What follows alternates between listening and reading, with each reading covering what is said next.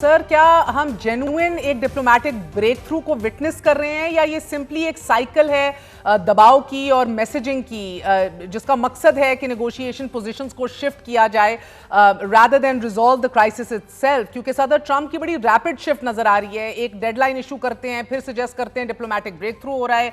How can we best understand it? एक negotiation tactic के तौर पे भी इसको बहुत से लोग देख रहे हैं कि ये लेवरेज जो है अपने बढ़ाने की कोशिश है ये ईरान के ऊपर। And is this meant primarily for Iranian decision makers, या आपको लग रहा है ग्लोबल ऑयल मार्केट्स के लिए सिग्नलिंग है या डोमेस्टिक पॉलिटिकल ऑडियंस के लिए?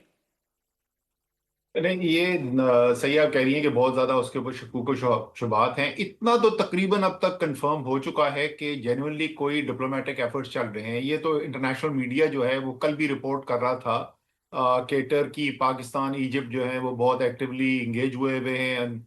जैसे अल जजीरा के कॉरेस्पॉन्डेंट ने कहा था कि phones have not stopped ringing for the last 24 hours. तो एक सीरियस इफेक्ट अटेम्प्ट तो हो रही थी, जिसकी वजह से शुकूक शुबात पैदा होते हैं। वो जैसे आपने कहा वो डोनाल्ड ट्रंप का माजी है। ये हमें जाहिर है, सबको याद है कि पिछले जो 2 साल के अंदर, पिछले साल भी और इस साल दोबारा ईरान के ऊपर जब अमेरिका ने और इसराइल ने हमला किया है, तो वो दोनों दफा हमला ईरान के साथ मुज़ाकरात के दरमियान किया गया है। पहले इंगेज करते हैं, मुज़ाकरात चल रहे होते हैं, और उस मुज़ाकरात के दौरान जो है वो इसराइल और अमेरिका हमला कर देते हैं। दूसरी चीज जो आप पूछ रही थी कि मोटिवेशन क्या है, ये कहने की क्या जरूरत पड़ी। देखिए, डोनाल्ड ट्रंप के ऊपर सिर्फ एक चीज का प्रेशर है, बाकी उसको कोई किसी चीज की फिक्र नहीं है। दुनिया जो मर्जी बोलती रहे, उसको कोई बॉडी बैग्स की भी इतनी फिक्र नहीं है। उसको फिक्र होती है कि अमेरिका में वो जो इलेक्शन जीत के आया है, आगे जो मिड टर्म होने वाले हैं, वो सारे का सारा इस बात पे हुआ था कि डोनाल्ड ट्रंप ने वादा किया था कि मैं अफोर्डेबिलिटी, लोगों की कुव्वत खरीद जो है उसको बेहतर करूंगा, महंगाई को नीचे लेके आऊंगा। और अमेरिका के अंदर गैसोलीन की प्राइस जो है वो बिल्कुल लिटमस टेस्ट के तौर पे काम करती है कि और गैसोलीन वो उसको कहते हैं जिसको हम पेट्रोल कहते हैं, कि पेट्रोल पंप के ऊपर अगर पेट्रोल महंगा हुआ है तो लोग कहते हैं महंगाई हो रही है। और पिछले, जब से जंग शुरू हुई है, 30% बढ़ गया था। फिर जब उसने ये धमकी दी कि हम पावर प्लांट्स को अटैक करेंगे, और जवाब में ईरान ने कहा कि अच्छा, अगर हमारा एनर्जी इंफ्रास्ट्रक्चर अटैक होगा तो हम भी खत्ते के अंदर जो है वो बाकी एनर्जी इंफ्रास्ट्रक्चर को अटैक करेंगे। तो उसके बाद से तेजी से आलमी मंडी ने तेल की कीमतों में मजीद बढ़ना शुरू हो गया था। सो ये ऐन मुमकिन है कि उन्होंने उस प्राइस को कंट्रोल करने के लिए, और बड़ा वो कारगर रहा, उन्होंने जैसे ही बयान दिया फौरी तौर पे लिटरली इंस्टेंटेनियसली कीमत गिरी, और अब तो कोई 13% गिर चुकी है। एंड असद, हम लोगों ने माजी में भी तो देखा है दैट जब सदर तक ट्रंप हो नहीं जाता डोनाल्ड ट्रंप पे हाँ, ट्रस्ट करना जो है, सॉरी, आखिरी पहलू हाँ। जो इसको आपको जहन में रखना चाहिए, क्लियरली बेंजामिन नेतन्याहू नहीं चाहेंगे कि इस वक्त ये जंग रुके, और वो कितना इन्फ्लुएंस रखते हैं वो भी हम देख चुके हैं। मगर माजी में भी अभी जिस तरह हम हवाला दे रहे हैं कि सदर ट्रंप इंडल्ज कर चुके हैं मार्केट सिग्नलिंग में और ऑयल इकोनॉमिक्स में। एंड ऑफ कोर्स अभी दुनिया की 20% ग्लोबल ऑयल ट्रेड अब इस स्ट्रेट से गुजर रहा है। तो ये स्टेटमेंट्स आपकी नजर में भी आपको लग रहा है they are aimed at shaping expectations global energy markets में? मगर वो भी बड़ा शॉर्ट लिव्ड होगा if this does not pull through. 5 दिन की बात है ना, फिर वीकेंड के ऊपर हम देखेंगे कि यही सारा तमाशा शुरू होगा। कि तो ये जो इब्रप्ट शिफ्ट्स होते हैं इस तरह के बयानात के बाद, स्पेशली वॉशिंगटन डीसी की तरफ से, अब ये ऑयल प्राइसेस के अंदर वॉलेटिलिटी जो है उसको इंक्रीज करते हैं और रिस्क प्रीमियम्स को भी इंक्रीज करते हैं, या आपको, या ओवर टाइम जो है ये स्टेबिलिटी आती है? नहीं, देखें, वो इसमें कोई शक नहीं है कि लोगों को क्रेडिबिलिटी का क्वेश्चन मार्क उठना शुरू हो जाता है। जब जंग शुरू हुई थी उस वक्त भी यही हुआ कि एकदम से जब कीमतें बढ़नी शुरू हुई, कोई $103 पे ब्रेंट पहुंचा था, तो डोनाल्ड ट्रंप ने बयान दे दिया कि हमने तो तकरीबन तमाम हदफ हासिल कर लिए हैं, तो जंग मेरे ख्याल में अब खत्म ही होने वाली है। हम्म। वो सीधा ही चंद घंटों में $103 से वापस गिर के $86 में आ गया। हम्म। लेकिन जो ग्राउंड पे हकायक थे, उसकी बुनियाद के ऊपर वो बढ़ता बढ़ता बढ़ता वापस $114 तक पहुंच चुका था। हम्म। इसी तरीके से जो जो अल्टीमेटली प्रिवेल करेगा वो ये है कि जमीन पे हो क्या रहा है। आज जमीन पे हो क्या रहा है, वो ये हो रहा है कि इसराइल ने सारा दिन ईरान के ऊपर अपने मिसाइल्स के अटैक जारी रखे हैं। हम्म। सो अभी तक आपको कोई जमीनी हकायक के अंदर तब्दीली नजर नहीं आई है। हम्म। लेकिन इस दफा सिर्फ फर्क ये है पिछली दफा से, कि पिछली दफा सिर्फ उनका बयान था। इस दफा ये बिल्कुल बात अब सामने तकरीबन वाज़ेह होकर सामने आ रही है कि कोई ना कोई डिप्लोमेटिक एफर्ट किया जा रहा है। जो खित्ते के ममालिक हैं, जिनमें पाकिस्तान भी शामिल है, और ईरान के साथ भी कोई बातचीत हो रही है। और हम्म। स्टीव विटकॉफ और जैरेड कुशनर का तो नाम बराह रास्त डोनाल्ड ट्रंप ने ले लिया। जो उनके दामाद भी हैं। This could be a classic, जी, ये भी जैसे बात आप कहते हैं ना maximum pressure followed by off ramp. अब ये स्ट्रैटेजी बहुत दफा यूज होती है कोअर्सिव डिप्लोमेसी के अंदर, लेकिन बैक चैनल डिप्लोमेसी और रवाबित की बातें बारहा अभी की जा रही हैं वाया गल्फ स्टेट्स और यूरोप।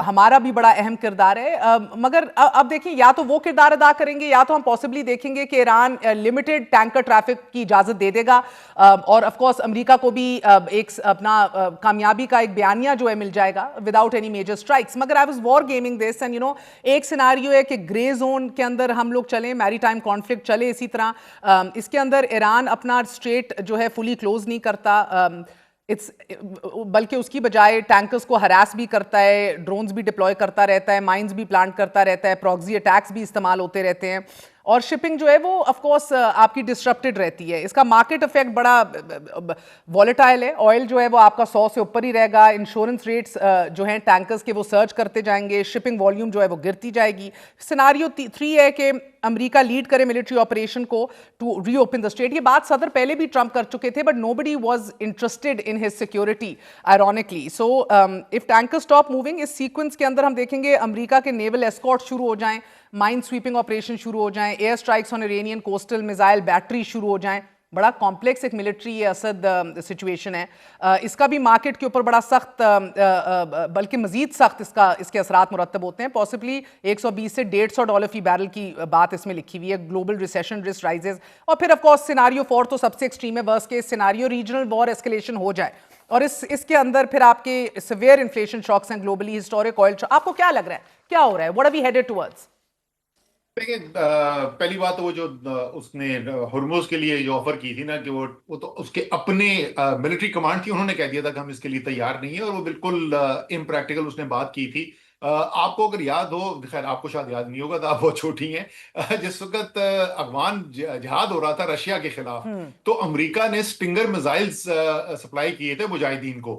वो शोल्डर फायर, एक शख्स खड़ा होकर स्टिंगर मिसाइल फायर करता था, उससे वो रूस के फाइटर जेट्स गिरा लेते थे। सो यहां पर तो एक स्लो मूविंग, दुनिया का स्लो मूविंग तरीन इंतहाई बड़ा एक टैंकर गुजर रहा है, जिसके अंदर हाईली फ्लैमेबल लिक्विड जा रहा है। एक सिंगल शोल्डर फायर्ड मिसाइल से उसको उड़ाया जा सकता है, वो प्रैक्टिकल नहीं है। क्या होगा? मेरे ख्याल में सिनारियोज के अंदर से सिर्फ 2 सिनारियो हैं जिन्होंने इमर्ज करना है। ये जो दरमियाना वाला है ना, this can not last, this is simply not possible. या ये एस्केलेट होगा और ये पूरा एक रीजनल कन्फ्लैग्रेशन बन जाएगी। इसलिए बड़ी खुशी की बात है कि पाकिस्तान एक पूरी कोशिश कर रहा है कि किसी तरीके से अमन करवाया जाए।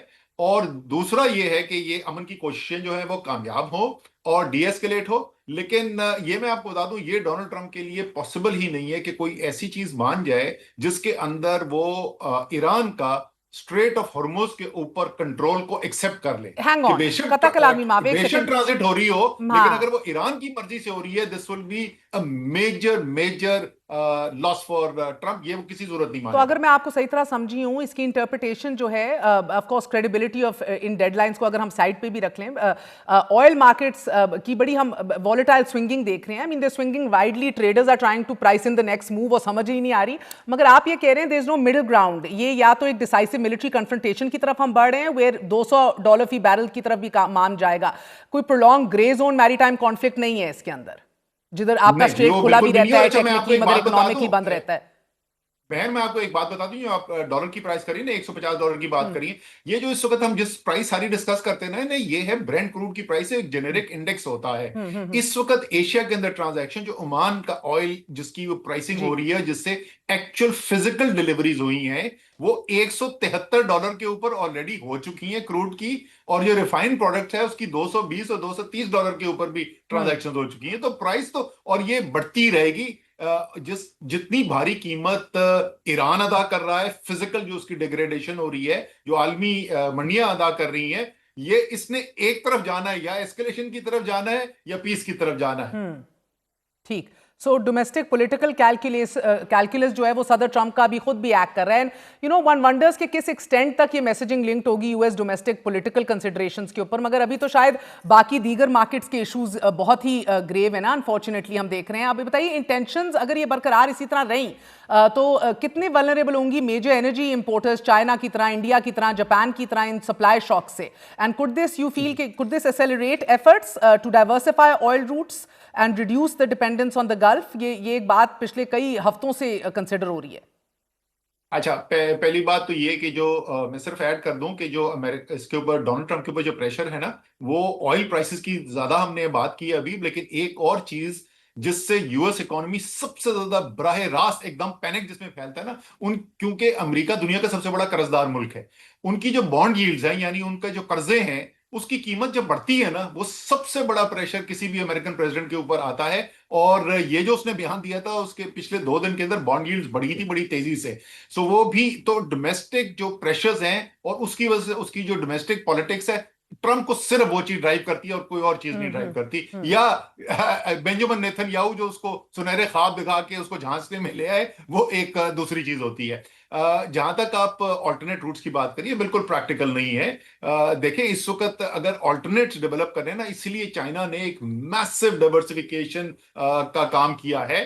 क्योंकि सब बड़ी मईशतों के अंदर इस वक्त जो तेल जाता है आबनाए हुर्मुज से, उसमें हर 3 बैरल में से 1 बैरल चाइना जाता है। वो सबसे बड़ा बायर है वहां का। लेकिन वो डाइवर्सिफिकेशन किसी और सोर्स से नहीं हो सकता। जो मैग्नीट्यूड जिसकी हम बात करें ना, तो उन्होंने क्या किया है, वो सस्टेनेबल एनर्जी की तरफ गए हैं। उन्होंने विंड और सोलर के अंदर मैसिव इन्वेस्टमेंट की है, और उसकी वजह से कीमतें भी गिर गई हैं। और दूसरा, उन्होंने अपनी जो मोटर जो ऑटोमोबाइल्स हैं, जो गाड़ियां हैं, उसको बहुत बड़े पैमाने के ऊपर ईवीज के ऊपर, इलेक्ट्रिकल व्हीकल्स के ऊपर शिफ्ट किया है। तो आप रिन्यूएबल एनर्जी पैदा करें विंड और सोलर से, और उससे आप बिजली से चलने वाली गाड़ियां चलाएं। ये है सबसे बड़ा पोटेंशियल आपको इस इंपोर्ट डिपेंडेंसी के ऊपर रिलायंस कम करने का। और सर पाकिस्तान का बताइएगा, 200 रुपए इंक्रीज हाई ऑक्टेन के अंदर पाकिस्तान के पास कीमतों की जो हम इंक्रीज देख रहे हैं, should we head towards rationing? इसके अलावा कोई और ऑप्शंस हैं हमारे पास? देखिए, अभी तक जो पाकिस्तान की सूरत हाल है अप्रैल के एंड तक की, बिकॉज आपको पता है कि उन्होंने अलाउ किया है हमें, हमारा हुर्मुज से भी 2 जहाज आए हैं। इसके अलावा जो ईस्ट वेस्ट पाइपलाइन है सऊदी अरेबिया की, जो उनका ऑल्टरनेट पोर्ट है याम्बो, याम्बो के थ्रू वो रेड सी के जरिए जो है वो भी हम वहां से उनकी सऊदी तकरीबन 3.5 मिलियन बैरल्स अ डे इस वक्त मूव हो रहा है। और सऊदी अरेबिया ने एग्री कर लिया था कि उन्होंने हमें जो प्रोवाइड करना है ऑयल, वो वहां से भी देंगे। तो वॉल्यूम्स की, मॉलिक्यूल्स की इस वक्त हमें ऑयल की कमी नहीं नजर आ रही। हाँ, गैस जो कतर से आपको आनी बंद हो गई है, तो वो गैस के ऊपर जो उन्होंने फैसले किए वो करना जरूरी थे, क्योंकि गैस की इस वक्त फिजिकल शॉर्टेज हो चुकी है। कुछ लोकल प्रोडक्शन बढ़ा के की है हमने, लेकिन उसके बावजूद भी एक नेट डेफिसिट है, जिसके लिए कुछ राशनिंग की जरूरत है। और जो तेल का हमें नुकसान है वो वॉल्यूम का नहीं है, वो कीमतों का है, क्योंकि उससे बचने का कोई तरीका नहीं है।